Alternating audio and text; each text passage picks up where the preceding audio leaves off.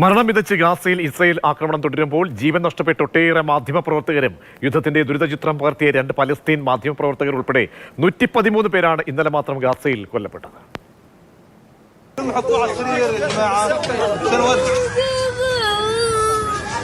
യുദ്ധത്തിന്റെ നടുക്കുന്ന ദൃശ്യങ്ങളും വാർത്തകളും ലോകത്തിനു മുന്നിലേക്ക് എത്തിച്ചവരാണ്. മനസാക്ഷി മരവിപ്പിക്കുന്ന കാഴ്ചകൾക്കിടയിൽ നിന്ന് മനസ്സ് തളരാതെ രാവും പകലും അധ്വാനിച്ചവർ. അതിലൊരാളുണ്ട്, സ്വന്തം കുടുംബത്തിലെ 4 പേരെ യുദ്ധത്തിൽ നഷ്ടപ്പെട്ട അൽ ജസീറ റിപ്പോർട്ടർ ഹംസ ദഹ്ദൂ. ഇസ്രായേലിന്റെ നരനായാട്ടിൽ ദഹ്ദൂദിന്റെ ഭാര്യയും 2 കുട്ടികളും ഉൾപ്പെടെ 4 പേർക്ക് ജീവൻ നഷ്ടപ്പെട്ടിരുന്നു. ഈ വേദനകളെല്ലാം നെഞ്ചിനുള്ളിൽ ചേർത്തുവെച്ച് ഉള്ളം പിടയുമ്പോഴും തന്റെ പത്രപ്രവർത്തനം എന്ന കർമ്മം യുദ്ധമുഖത്ത് അസാമാന്യ ചങ്കുറപ്പോടെ തുടർന്ന ദഹ്ദൂദിനെയും ഒടുക്കം യുദ്ധം കവർന്നു.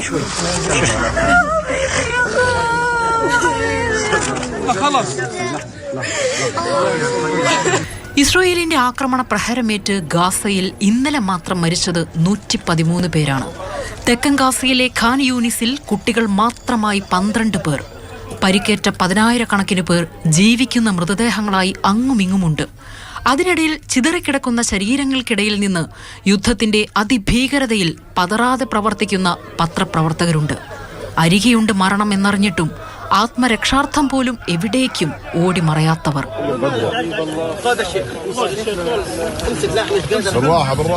News desk, Mathrubhumi news.